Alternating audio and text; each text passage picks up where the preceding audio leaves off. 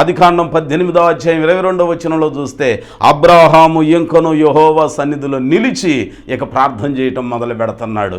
ఎంత సత్క్రియ తెలుసా? ఆతిథ్యం ఇచ్చే సత్క్రియను అలవాటు చేసుకున్నాడు. తద్వారా మీదిటికి ఒక మంచి మగబిడ్డేస్తాడు అని చెప్పి వాగ్దానం పొందుకున్నాడు. ఆ తర్వాత ఆ సొదమ పట్టణంలో తన కుమారుని వరసయ్యే లోతు భార్య ఇద్దరు కూతురులు, ఆ ఇద్దరు కూతురులు కాబోయే భర్తల గురించి ఈయన విజ్ఞాపన చేయటం మొదలుపెట్టాడండి.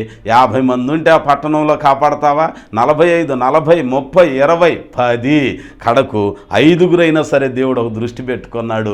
ఈయన అడిగింది 10 మంది 5గురు అని బేరం ఆడింది లోతు కోసమని తెలుసు. ఎంత గొప్ప సత్క్రియ!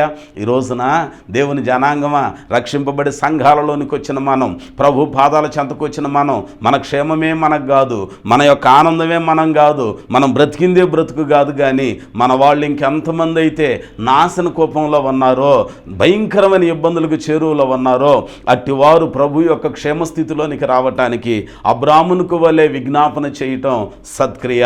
సంఘంలోనికి వచ్చావుగా, మంచిదే. వచ్చిన నీవు ఇతరుల క్షేమం కోరి ప్రార్థన చేయటం సత్క్రియ. అంతేకాకుండా ఇంకా సత్క్రియ ఏది అని అంటే బైబిల్ గ్రంథంలో మనం జ్ఞాపకం చేసుకున్నప్పుడండి, దేవుని సన్నిధిలోనికి వచ్చిన తర్వాత, ఉపదేశంలోనికి వచ్చినాక, ఉపదేశానుసారమైన మాటలన్నీ మనం ఆలకించిన తర్వాత మనం చేయాల్సిన ఇంకొక పని ఏంటనంటే ఆయన మాట విని దాని చొప్పున ఆ సత్క్రియలను అలవాటు చేసుకోవాలి. సంఘంలోనికి వస్తాం, సహవాసంలోనికి వస్తాం, ఉపదేశంలో నిలకడగా నిలిచి ఉంటాం.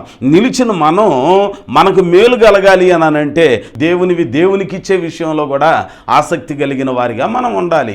ఉదాహరణకి యోవేలు దినాలను మనం జ్ఞాపకం చేసుకుంటేనండి, యోవేలు దినాలలో ఆ ఇశ్రాయేలీయుల యొక్క పంటలు బాగా పండుతున్నాయి, సమృద్ధిగా పండుతున్నాయి. మంచి పంట అండి, కంటికి సరిపడినంత పచ్చదనంతో కూడిన సస్యశ్యామలమైన పంటలతో కూడిన ఆనందం వారి కన్నుల ముందు కనపడతా ఉంది. పంట బాగానే పండింది, పండిన పంట అంతా కూడా చాలా సంతోషాన్ని పుట్టించింది. తీరా పండిన పంట చేతికి అందింది, నోటి దగ్గరికి వచ్చేసరికి ఏమైపోతుందనంటే ఆ యోవేలు గ్రంథంలో 1వ అధ్యాయంలో 4వ వచనం చూసినప్పుడు గొంగళి పురుగులు తింటున్నాయి. గొంగళి పురుగులు తిన్నంత తినగా విడిచిపెట్టిన దానిని మిడతలు విడిచిపెట్టిన దానిని పసరు పురుగులు విడిచిపెట్టిన దానిని చీడ పురుగులు తినేశాయి. పంటంతా పతనమైపోయింది, పంటంతా నాశనం అయిపోయింది. ఆ పంటంతా చేతికి అందినట్టు అంది, నోటి దాకా వచ్చి నోటికి చిక్కకపోయేసరికి జనులు ఏమవుతున్నారని అంటే 5వ వచనంలోనికి వచ్చినప్పుడు బాగా మత్తులో ఉండిపోతున్నారు. అయ్యా ఏంటి మీ మత్తు, ఎందుకు మీరు ద్రాక్ష రసాన్ని తగ్గేట్లాగా ఉంటున్నారు అని అంటే అప్పుడప్పుడు కొంతమంది మాట్లాడుతూ ఉంటారు, నాకున్న బాధలు నీకుంటే మీరు కూడా ఎట్టాగనే చేస్తారు అని అంటారు. వీళ్ళ పరిస్థితి కూడా అదే, బాధ మర్చిపోవటానికి నువ్వు మత్తుగా ఉంటున్నావు. మత్తు దిగిన తర్వాత మళ్ళీ గుర్తొచ్చిద్ది, మళ్ళీ మత్తులోకి వెళతావు, దిగిద్ది మత్తులోకి వెళతావు. చివరికి ఇల్లు వాకిలి చిత్తుగా అప్పుల పాలైపోయి ఇల్లు ఒళ్ళు గొల్లైపోద్ది. దాని వలన ప్రయోజనం ఏది ఉండదు. అందుకనే ఆ దినాలలో దేవుని జనాంగంతో దేవుడు మాట్లాడుతూ అంటున్నాడు, మత్తులారా అసలు ఈ కష్టం మీకు రావటానికి కారణం ఏంటి? ఇంకెంతకాలం మత్తులో ఉంటారు? మేలుకొని కన్నీరు విడవండి, ద్రాక్షరసం పానం చేయవారలారా రోదన చేయండి. దీని అంతటి కారణం ఏంటి అని అంటే నా సేవకులు అంగలార్చుచున్నారు. అదేంటి ప్రభు అనంటే 9వ వచనంలో చెప్తున్నాడు, నైవేద్యమును పానార్పణమును యెహోవా మందిరములోనికి రాకుండా నిలిచిపోయెను, యెహోవాకు పరిచర్య చేయ యాజకులు అంగలార్చుచున్నారు. జాగ్రత్త, సేవకులని కన్నీరు పెడితే మనకి ఏదో గొప్ప ప్రతిఫలం వచ్చింది అనుకుంటున్నావేమో. అనాది కాలం నుండి మనం బైబిల్ చరిత్ర జ్ఞాపకం చేసుకుంటే సేవకులను దుఃఖపరిచి క్షేమాన్ని పొందుకున్న దాఖలాలు ఎక్కడా లేవు. యోవేలు దినాలలో కూడా దేవుని యొక్క వాక్యం మాట్లాడుతూ ఉంది, అయ్యా మా పంటలు పండినట్టు పండి చేతిదాకా అంది, నోట్లో పెట్టుకుందామనంటే నోటికి చిక్కకుండా పోతున్నాయి. కారణం ఏంటయ్యా అనంటే నా సేవకులు అంగలార్చుచున్నారు, యాజకులు అంగలార్చుచున్నారు.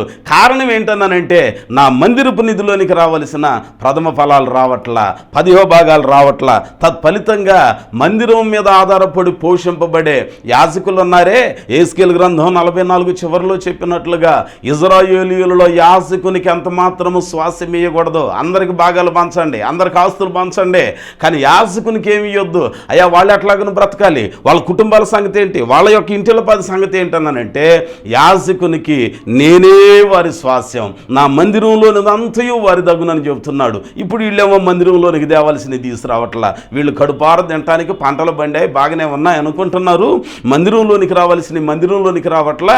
తత్ఫలితంగా యాజకులు అంగలార్చుచున్నారు, వారందరూ కన్నీరు గారుస్తున్నారు. సేవకుని యొక్క కన్నీరు అంగలార్పు ఎంత శిక్ష తీసుకొచ్చి పెట్టింది అని అంటే 10వ వచనంలో చూస్తే 1వ అధ్యాయం యోవేలు గ్రంథంలో అంటున్నాడు, పొలము పాడైపోయిను, భూమి అంగలార్చుచున్నది, ధాన్యం నశించిపోయింది, క్రొత్త ద్రాక్షరసం లేదు, తైల వృక్షాలు వాడిపోయినాయి, పరిస్థితులన్నీ తారుమారైపోయినాయి. దీని అంతటి కారణం యాజకులు కన్నీరు పెట్టడం. దైవ జనాంగమా, మీరు ఏదో ఒక సంఘంలో పెంచబడుతున్నారు, మిమ్మల్ని ఆధ్యాత్మికంగా పెంచుతున్న మీ సేవకుడు ఉన్నాడే, దేవుని యొక్క పరిచర్య చేస్తున్న యాజకుడు సేవకుడు ఉన్నాడే, అభిషేకించబడిన వారు ఉన్నారే, వారిని మీరు దుఃఖ పెడితే, వారికి మీరు కన్నీరు పెట్టించితే, నేనేం చెప్పట్లా, నేను ఎక్కువ చెప్పను దీని గురించి, మీ అందరికీ చదువువచ్చు, వాక్యం చెప్తున్నాను, ఎక్కడో కట్టుకథలు తెచ్చి నేను చెప్పట్లా, ఫుల్ ఎవిడెన్స్ మీకు ఇస్తున్నా. యోవేలు గ్రంథం 1వ అధ్యాయం 9వ వచనంలో ఇశ్రాయేలీయులు పండిన పంటలు అనుభవించకపోవటానికి గల కారణం, వాట్ ఈస్ ద రీజన్ అని అంటే ఆయన జవాబిస్తున్నాడు, నా సేవకులు అంగలార్చడానికి మీరు కారణమయ్యారు, అందుకే మీకు ఈ పరిస్థితి వచ్చిందని అంటున్నాడు. ఈ రోజున దేవుడు మీకు ఇచ్చిన ఆ సేవకుడు చిన్నవాడు కావచ్చు, పెద్దవాడు కావచ్చు, మీకన్నా తెలివి లేనివాడు కావచ్చు, మీకన్నా డబ్బు లేనోడు కావచ్చు, మీకన్నా జ్ఞానం లేనోడు కావచ్చు, మీకన్నా అందసందాలు లేనోడు కావచ్చు, కానీ దేవుడు ఏర్పాటు చేసుకున్నాడు, దేవుడు కోరుకున్నాడు, దేవుడు ప్రత్యేకించాడు. ఆ సేవకునికి అంగలార్పును గనక, ఆ సేవకునికి కన్నీరు కన్నీరు గనుక మనం పుట్టించితే అయ్యో ప్రతిఫలం చాలా ఘోరంగా ఉంటుంది. ఓ సేవకునిగా నేను వాటిని ఉచ్చరించకూడదు, కానీ మీకు మేలు కలగాలని ఒక హెచ్చరికగా దేవుడిచ్చిన మాట మీ ముందు ఉంచుతున్నా. దైవ జనాంగమా, మీకు చేతులు జోడించి మరీ చెప్తున్నా, సేవకునికి రోదన కన్నీరు పుట్టించేటట్లుగా విశ్వాసులు మనము ఉండకూడదండి. యోవేలు దినాలలో అలాగునున్నారు, భయంకరమైన ప్రతిఫలం అనుభవించారు. ఆ తర్వాత దేవుడు వారికి హెచ్చరిక చేస్తున్నాడు. అంటున్నాడు, మత్తులారా మేల్కొనండి, మేల్కొని ఉపవాస దినమును ప్రకటించుకోనండి. 2వ అధ్యాయంలో 12వ వచనంలోనికి వచ్చేసరికి అంటున్నాడు, జరిగిందేదో జరిగిపోయింది, ఇప్పుడైనా మీరు ఉపవాసం ఉండి కన్నీరు విడుచుచు దుఃఖించుచు మనస్ఫూర్తిగా దేవుని దగ్గరికి తిరిగి వస్తే దేవుడు మీకు మేలు చేస్తాడు. ఆసక్తి, సత్క్రియల యందు ఆసక్తి, దేవునికి ఇవ్వటం సత్క్రియ, దేవుని ఆజ్ఞ ప్రకారం దేవునికి చెందినవి దేవునికి అప్పగించడం సత్క్రియ. ఆ సత్క్రియలు వాళ్ళు మర్చిపోయారు, సత్క్రియల యందు ఆసక్తిని విడిచిపెట్టారు, భయంకరమైన ఇబ్బందికి, శాపానికి లోనయ్యారు. అయితే దేవుని వాక్యంలో ఒక మంచి విమోచన చూపిస్తున్నాడు.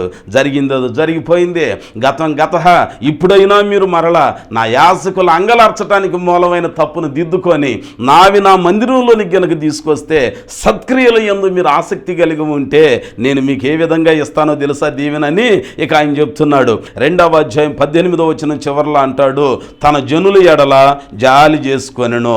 19వ వచనం చివరిలో అంటాడు 2వ అధ్యాయంలో, మీ వృత్తి నొందునంతగా నేను ధాన్యాన్ని ద్రాక్షరసాన్ని ఇస్తాను అని అంటాడు. 21వ వచనంలో అంటాడు, భయపడక సంతోషించి గంతులవే, యెహోవా నీ కొరకు గొప్ప కార్యాలు చేస్తాడు. 22వ వచనం 2వ అధ్యాయంలో అంటున్నాడు, సమృద్ధిగా పంటలు ఫలిస్తాయి.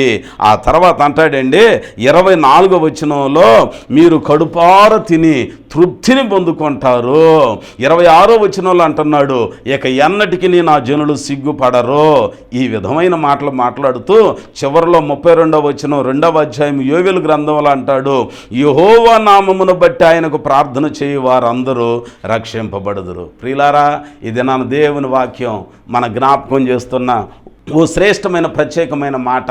సత్క్రియల యందు ఆసక్తి కలిగి ఉండాలి. వినండి, సత్క్రియల యందు ఆసక్తి కలిగి, ఆసక్తి విషయంలో మాంద్యులుగాక ఆత్మయందు తీవ్రత కలిగి ప్రభువును సేవించండి. ఏ విషయాలలో ఆసక్తి? ప్రభు యొక్క కార్యాభివృద్ధి యందు ఆసక్తి. రెండవది, సత్క్రియల యందు ఆసక్తి కలిగిన వారిగా ఉండాలి. ఇశ్రాయేలీయులు దేవునికి ఇవ్వటం సత్క్రియ, ఆ సత్క్రియల పట్ల ఆసక్తిని చూపించారు. దేవుడు కడుపార తృప్తిని ఇచ్చాడు, సిగ్గుపడకుండా ఆశీర్వదించాడు, చివరికి గొప్ప క్షేమస్థితిని వారికి ఇచ్చాడు. ఈ రోజున దేవుని జనాంగమా, మనం కూడా ఇలాంటి సత్క్రియల యందు ఆసక్తిని ప్రదర్శించుదాం. దేవుడు మనకు కూడా మేలు చేస్తాడు, దీవెనిస్తాడు. ఇంకొక 2 మాటలు మీకు జ్ఞాపకం చేయాలని ఆశిస్తున్నాను. అపోస్తలుల కార్యముల గ్రంథం 17వ అధ్యాయం 10వ వచనం, వెంటనే సహోదరులు రాత్రి వేళ పౌలును శీలను బెరయకు పంపిరి. వారు వచ్చి యూదుల సమాజ మందిరములో ప్రవేశించిరి. వీరు తెసలోనికలో ఉన్న వారికంటే గనులై ఉండిరి గనుక ఆసక్తితో వాక్యమును అంగీకరించి పౌలును శీలయును చెప్పిన సంగతులు అలాగున ఉన్నవో లేవో అని ప్రతిదినము లేఖనములు పరిశోధించుచు వచ్చేరి. ఆసక్తి ఏ విషయంలో ఆసక్తి? బెరయాలో ఉన్న దేవుని పిల్లలండి, బెరయాలో ఉన్న సంఘస్థులండి, దేవుని సేవకులు పౌలు శీలలు అక్కడికి వస్తే వాళ్ళు దేవుని వాక్యమును చెబుతుంటే ఆసక్తితో వాక్యమును అంగీకరించారు. 11వ వచనంలో ఆసక్తితో వాక్యం.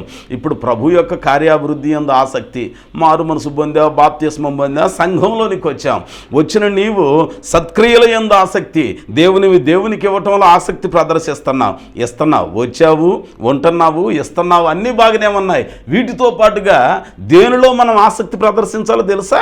బెరయ సంఘస్థులండి, దేవుని సేవకులు వాక్యమును ప్రకటిస్తుంటే ఆసక్తితో వాక్యమును అంగీకరించారు. సంఘంలో దేవుడు మీకు ఇచ్చిన సేవకుడు ఉపదేశాన్ని ఉపదేశిస్తుంటే ఏమన్నా సొనుగుతున్నావా, గొణుగుతున్నావా? నా కోసమే చెప్తున్నాడు, నన్ను గురించే చెప్తున్నాడు, నన్నే టార్గెట్ చేసుకుంటున్నాడు అని అనుకుంటున్నావా? అయ్యో, దేవుడు మనకు మేలు చేయడండి. వాక్యం జ్ఞాపకం చేస్తుంది. వారితో వాక్యం చెప్తా ఉంటే పౌలు భక్తుడు ఆ వాక్యమును వారు ఆసక్తితో అంగీకరించారు. వాక్యం వినటంలో ఆసక్తి ఉన్నది. ఈ రోజున దేవుని సన్నిధిలోనికి వస్తున్న నీవు, సంఘంలోనికి వస్తున్న నీవు, సహవాసంలోనికి వస్తున్న నీవు, పరిశుద్ధుల గుంపులో ఉంటున్న నీవు వాక్యం వినటం యందు ఆసక్తి చూపిస్తున్నావా? కాస్త ఎక్కువసేపు దేవుని మాటలు వినపడితే సర్దుకొని వెళ్ళిపోతున్నావా? ఈరోజు వాక్యం అంటుంది, వాక్యం వినటంలో బెరయా సంఘస్థులకు ఉన్న ఆసక్తి నీవు నేను అలవర్చుకోవాలి. అంతేకాదు వాళ్ళు ఏదో ఊరికి విని అలాగును వదిలేయట్లేదు, కానీ విన్న వాక్యాన్ని బట్టి అలాగును ఉన్నాయో లేవో గ్రంథంలో అని చెప్పి లేఖనాలను పరిశోధించటంలో ప్రతిదినం ఆసక్తితో పరిశోధన చేస్తున్నారు. అనుదినం ఈ రోజుల్లో చాలామంది ఆదివారం మందిరానికి వెళ్ళినప్పుడు తప్ప మిగిలిన టయాలలో బైబిల్ తీయని క్రైస్తవులు లోకంలో చాలామంది ఉన్నారు. ఏమండి, వినండి, దేవుని వాక్యం చెప్తుంది, బెరయా సంఘస్థుల గురించి అంత ప్రత్యేకంగా చెప్పడానికి గల కారణం వారు వాక్యమును ఆసక్తితో అంగీకరించారు కదా. అంగీకరించిన వారు వాక్యం చెబుతుంటే అవన్నీ గ్రంథంలో అలాగున్న ఉన్నాయా లేవని చెప్పి లేఖనాలను పరిశోధిస్తున్నారు.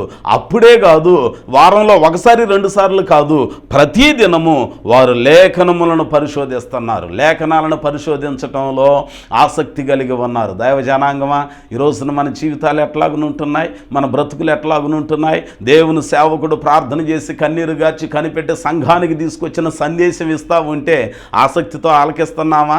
ఆసక్తితో ఆలకించిన వాక్యాన్ని అంగీకరిస్తున్నామా? అంగీకరించిన మన బ్రతుకును దిద్దుకుంటున్నామా? దిద్దుకున్న మనం ఆయన సన్నిధిలో స్థిరపరచబడటానికి ప్రార్థనలో మనం ముందుకు సాగుతున్నామా? ఆసక్తితో వాక్యాన్ని అంగీకరించిన వారు ప్రతిదినము లేఖనాలను పరిశోధిస్తున్నారు. లేఖనాలను పరిశోధించడంలో ఆసక్తి ప్రదర్శించారు. అంతేకాదండి, దేవుని సేవకులు పౌలు శీలలు వస్తే వాళ్ళను చేర్చుకోవటంలో ఆసక్తి ప్రదర్శించారు. ఈ మధ్య మీకోసం కన్నీరు గార్చి ప్రార్థన చేసే సేవకుని చేర్చుకోవటానికి లేని ఆసక్తి అప్పుడప్పుడు వచ్చే వాళ్ళని చేర్చుకోవటానికి ఆసక్తి ఎక్కువ చూపిస్తూ ఉంటాం. అందుకనే రాజుల 2వ గ్రంథం 4వ అధ్యాయంలో గనురాలైన షూనేమీరాలు తన భర్తతో మాట్లాడుతూ ఉంటుంది, మన ఇంటికి వచ్చుచూ పోవుచున్న దైవజనుడు భక్తి కలిగిన దైవజనుడు అని నేను ఎరుగుదును. అలాగనే మరియా మార్తా లాజరుల కుటుంబంలో యేసుక్రీస్తు ప్రభు వారిని కూడా చేర్చుకున్నారు. యోగ్యమైన ఒక మంచి పని. ఒకటి, సేవకులను చేర్చుకోవటంలో ఆసక్తి ఉండాలి. రెండవది, చేర్చుకున్న సేవకులు చెప్పే దేవుని వాక్యం ఆలకించటం వల్ల ఆసక్తి ఉండాలి. ఆ తరువాత ఆ వాక్యాన్ని పరిశోధించటంలో కూడా ఆసక్తి అనేది మనకి ఉండాలి. ఆసక్తి కలిగిన వారిగా ఉండాలి. ముఖ్యమైన విషయాలు: ఒకటి, ఆయన కార్యాభివృద్ధి యందు ఆసక్తి. రెండవది, సత్క్రియల యందు ఆసక్తి. మూడవది, సంఘంలోనికి వచ్చిన తర్వాత వాక్యం వినటానికి ఆసక్తి ఉండాలి. విన్న వాక్యాన్ని పరిశోధించడానికి ఆసక్తి ఉండాలి. పరిశోధించిన మనం వాక్యం చెప్పే సేవకులని హృదయపూర్వకంగా చేర్చుకోవటానికి ఆసక్తి కలిగిన వారిగా ఉండాలి. ఇంకొక మాట మీకు జ్ఞాపకం చేస్తా. యాకోబు పత్రికలో జ్ఞాపకం చేసుకుంటే 5వ అధ్యాయం 17వ వచనంలో అంటాడు, ఏలియా మన వంటి స్వభావం గల మనుషుడే. అతడు ఆసక్తితో ప్రార్థన చేయగా 3.5 సంవత్సరముల ఆకాశం మోయబడెను.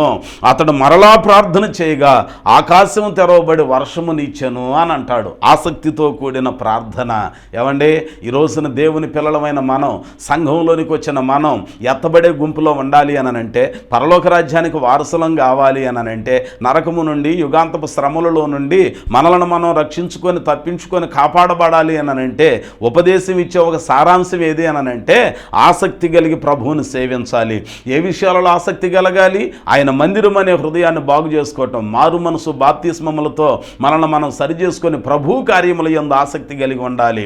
సంఘంలోనికి వచ్చి చేర్చబడిన మనం సత్క్రియల యందు ఆసక్తి కలిగి ఉండాలి.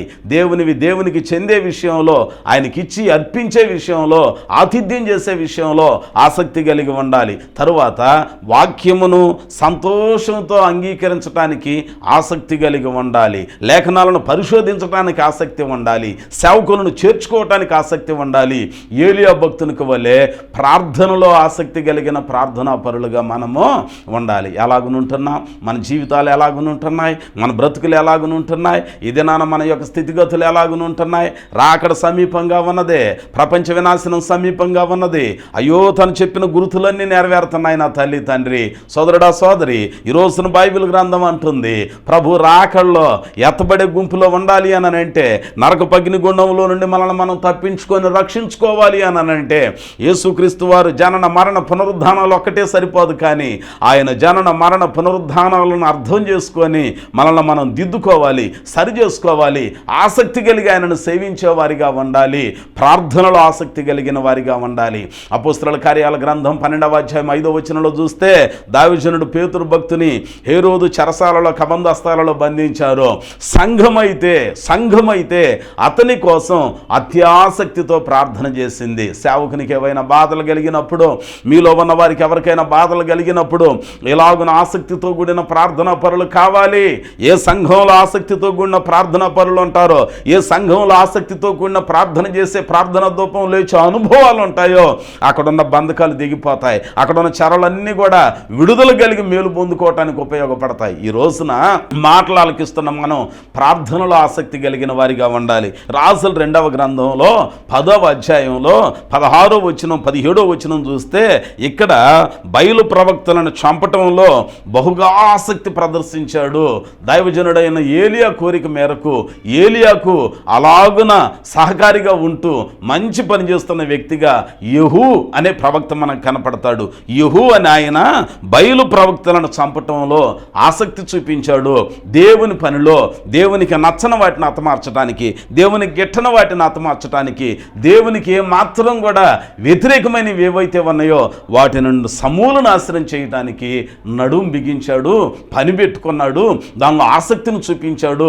దేవుడు అద్భుతంగా ఆయనను ఆశీర్వదించి ఆ మేలులతో నింపాడు. ఈ రోజున దేవుని జనాంగమా, మన జీవితాలలో, మన బ్రతుకులలో, మన కుటుంబ స్థితిగతులన్నింటిలో మనం కూడా మేలు పొందుకోవాలి అని అంటే నీ చేతి పనులలో అయినా, వ్యాపారాలలో అయినా, ఉద్యోగంలో అయినా, పనిపాటలలో అయినా, భక్తి జీవితంలోనైనా అయ్యో నేను ప్రయాసపడుతున్నా, నా ప్రయాసకు ప్రతిఫలం దొరకట్లేదని బాధపడుతున్నావేమో, ఏం పర్వాలా, ప్రభువునందు మీ ప్రయాసం వ్యర్థం కాదు. ప్రార్థన చేసి ప్రతిఫలం పొందుకోకుండా ఏం ఉండవు. కన్నీరు గారిస్తే ఆ కన్నీరును చూచి దేవుడు మర్చిపోయేవాడు కాదు. ఆయన భద్రంగా చూస్తూ ఉన్నాడు. ఏదో ఒక రోజున ప్రతిఫలం తప్పకుండా ఇస్తాడు. స్థిరమైన విశ్వాసం కలిగి ఉందాం. చెదిరిపోక స్థిరం కలిగిన కదలని వారిగా మనం ఉందాం. దేవుడు మనకు మేలు చేస్తాడు. ప్రియులారా, ఆసక్తి విషయంలో మాంద్యులుగాక తీవ్రత కలిగి ప్రభువును సేవించండి. ఎలాగుని సేవించాలనంటే ప్రభు యొక్క కార్యాభివృద్ధి యందు మనం ఆసక్తి కలిగి ఉండాలి. సత్క్రియల యందు ఆసక్తి కలిగి ఉండాలి. మూడవది, ఆయన వాక్యమును అంగీకరించటానికి, వాక్యమును వినటానికి ఆసక్తి ఉండాలి. విన్న వాక్యాన్ని, లేఖనాలను ప్రతిదినం పరిశోధించడానికి ఆసక్తి ఉండాలి. ఐదవది, దేవుని సేవకులను చేర్చుకోవటానికి ఆసక్తి ఉండాలి. ఆరవది, ప్రార్థనలో ఆసక్తి కలిగిన ప్రార్థనా పరులుగా మనం ఉండాలి. ఏడవది, దేవునికి నచ్చని వాటిని మనలో నుండి హతమార్చి దేవునికి ఇష్టమైన వారిగా మున్ముందుకు సాగటానికి, యెహోవావలే సమర్పణ కలిగిన వారిగా ఉండటానికి ఆసక్తి కలిగి ఉందాం. అప్పుడు దేవుడు మనల్ని దీవిస్తాడు, ఆశీర్వదిస్తాడు. ఇదేనా అలాంటి గొప్ప భాగ్యం పొందుకోవటానికి దేవాతి దేవుని వాక్యం నీకు నాకు సహాయం చేయునుగాక. ప్రభు ఈ మాటలు మన వినికిడిలో ఫలింప చేయునుగాక. ప్రియులారా, వయసులో పెద్దలైన నా తల్లి తండ్రి, సోదరుడా సోదరి, ఇదేనా దేవుని మాటలు ఆలకించాం. పౌలు భక్తుడు జ్ఞాపకం చేస్తూ అంటున్నాడు, ఆసక్తి విషయంలో మాంద్యులుగాక ఆత్మయందు తీవ్రత కలిగి ప్రభువును సేవించండి అని అంటున్నాడు. ప్రభువును సేవిస్తున్నాం, ప్రభువును కొలుస్తున్నాం, మారు మనసు పొందాం, బాప్తిస్మం పొందాం, సంఘానికి వెళుతున్నాం, వస్తున్నాం అని అనుకుంటున్నాం. కానీ ఆసక్తి కలిగిన క్రైస్తవులుగా ఉన్నామా? ఆసక్తి కలిగిన దేవుని పిల్లలుగా ఉన్నామా? ఏ విషయంలో మనం ఆసక్తి కలిగి ఉండాలి అని అంటే వాక్యం ఉంటుంది, ప్రభు కార్యాభివృద్ధి యందు ఆసక్తి ఉండాలి, సత్క్రియల యందు ఆసక్తి ఉండాలి, వాక్యమును ఆలకించడంలో ఆసక్తి ఉండాలి, ఆలకించిన వాక్యాన్ని, లేఖనాలను పరిశోధించడంలో ఆసక్తి ఉండాలి. ఎవరేది చెబితే అది గుడ్డిగా నమ్మటం కాదు. వాక్యంలో, లేఖనాలలో ఆధారంగా అలాగునున్నదో లేదో ఆసక్తితో పరిశీలన చేసేవారిగా ఉండాలి. సేవకుని చేర్చుకునే విషయంలో ఆసక్తి ఉండాలి. ప్రార్థనలో ఏలియాకు వలె ఆసక్తి కలిగిన ప్రార్థనా పరులుగా, అపోస్తలుల కాలంలో పేతురు దినాలలో సంఘం అయితే అత్యాసక్తితో ప్రార్థన చేశాననుంది. అట్టి ఆసక్తి కలిగిన ప్రార్థనా పరులుగా ఉండాలి. యెహోవావలే దేవునికి నచ్చని వాటిని హతమార్చటంలో, దేవునికి ఇష్టమైన వాటిని చేయటంలో ఆసక్తిని ప్రదర్శించే వారిగా ఉండాలి. ప్రార్థన చేసుకుందాం. పరిశుద్ధుడా, ప్రేమ కలిగిన మా తండ్రి, జాలి కలిగిన మహోన్నతుడా, మీకు వందనాలు. ఈ దినాన నీ ప్రియబిడ్డలమైన మాకు ఇచ్చిన ఈ మంచి మాటల కొరకు వందనాలు. మేము అనేక విషయాలలో ఆసక్తిని ప్రదర్శిస్తాం, కానీ ఏ విషయంలో మేము ఆసక్తి కలిగి ఉంటే మీ రాజ్యంలో చోటు చేసుకుంటామో ఇప్పటిదాకా మేము ఆలకించామనైనా, అలాగున మేమందరం ఆసక్తి కలిగి ఈ మంచి పనులు చేయటానికి సహాయం చేయండి. మారు మనసు పొందటానికి ఆసక్తి కలిగి ఉండటానికి, మారు మనసు పొందిన మేము బాప్తిస్మం ద్వారా సంఘంలో చేర్చబడటానికి ఆసక్తిని ప్రదర్శించటానికి, సంఘంలోనికి వచ్చాక సత్క్రియలను, ప్రభువును స్తుతించటం, ప్రార్థన చేయటం, ప్రేమ కలిగి ఉండటం, దేవునికి ఇచ్చే ఈ సత్క్రియలలో ఆసక్తి కలిగిన వారిగా మేము ఉండునట్లు, వాక్యమును అంగీకరించడానికి ఆసక్తి, వాక్యాన్ని, లేఖనాలను పరిశోధించటంలో ఆసక్తి, ప్రార్థనలో ఆసక్తి, దైవ సేవకులను చేర్చుకోవటంలో ఆసక్తి, దేవునికి నచ్చని వాటిని హతమార్చి దేవానికి ఇష్టమైన వాటిని చేయటానికి ఆసక్తి కలిగిన వారిగా మమ్మల్ని దీవించండి. విమోచన స్వరం అనే ఆధ్యాత్మిక కార్యక్రమాన్ని వీక్షిస్తున్న ఇన్ని ప్రియబిడ్డలందరినీ మీరు దీవించండి. వీరి చేతి పనులలో, వ్యాపారాలలో, ఉద్యోగాలలో, పనిపాటలలో అన్నింటిలో మీ కరుణ కలిగిన హస్తమును తోడుగా ఉంచి సమృద్ధి అయిన దీవెనలతో నింపండి. ఈ సమయంలో ఎవరైతే అనారోగ్యంతో అస్వస్థతతో ఉన్నారో, ఎవరైతే కన్నీటి సమస్యలలో ఉన్నారో అట్టి బిడ్డలందరికీ నజరేయుడైన యేసు నామమున గొప్ప విడుదల కలుగునుగా కానీ ప్రకటిస్తున్నాం. ఈ బిడ్డలకి నెమ్మది కలుగునుగా కానీ ప్రకటిస్తున్నాం. ఆరోగ్యం సరిగ్గా లేని వారికి యేసు నామములు ఇప్పుడే స్వస్థత ప్రవహించునుగా కానీ ప్రకటిస్తున్నాము. నాయన బిడ్డలను మీరు ముట్టండి, స్వస్థపరచండి, బాగు చేయండి, విమోచించండి, మేలు చేయండి. ఇన్ని బిడ్డలని శారీరకంగా, మానసికంగా, ఆత్మ సంబంధంగా అన్నింటిలో అత్యధికంగా ఆశీర్వదించి మీకు ఇష్టలుగా జీవించడానికి ఆసక్తితో ముందుకు సాగే వారిగా స్థిరపరచమని, బలపరచమని యేసు నామమున ప్రార్థన చేసి వేడుకొనుచు ఉన్నాము తండ్రి. ఆమేన్. మన పరమ తండ్రి అయ్యున్న దేవుని ప్రేమ, కుమారుడు నిజరక్షకుడు అయ్యున్న యేసుక్రీస్తు వారి కృప, పరిశుద్ధాత్మ దేవుని యొక్క అన్యోన్యమైన నిత్య సహవాసం విన్న మాటల ప్రకారం ఆసక్తితో భక్తి సలపటానికి సహాయపడి బలపరుచునుగాక. ఆమేన్. ఆమేన్.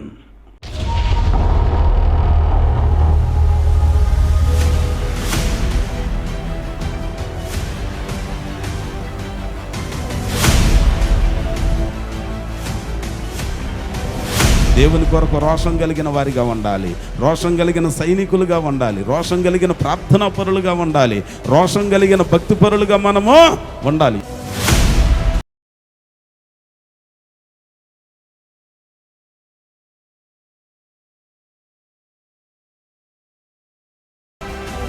ఎంత గొప్ప గొలియాతు లాంటి బలమైన సమస్యలైనా వాటన్నింటిలో మనం విజయం పొందుకోవాలనంటే దేవుని కొరకు రోషం కలిగిన వారిగా మనం ముందుగాక.